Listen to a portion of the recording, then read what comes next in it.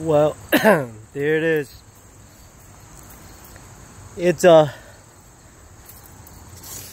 that bad. It's actually no sagging.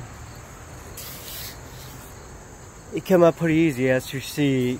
The whole thing came off. It's kind of hard to do by yourself, but I get it right on the roof and just peel it off.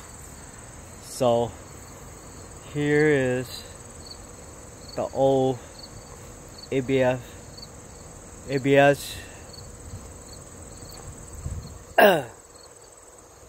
liner. This is just that fiberglass hull shell, so it still got that glue residue on it. I'm just gonna clean that up.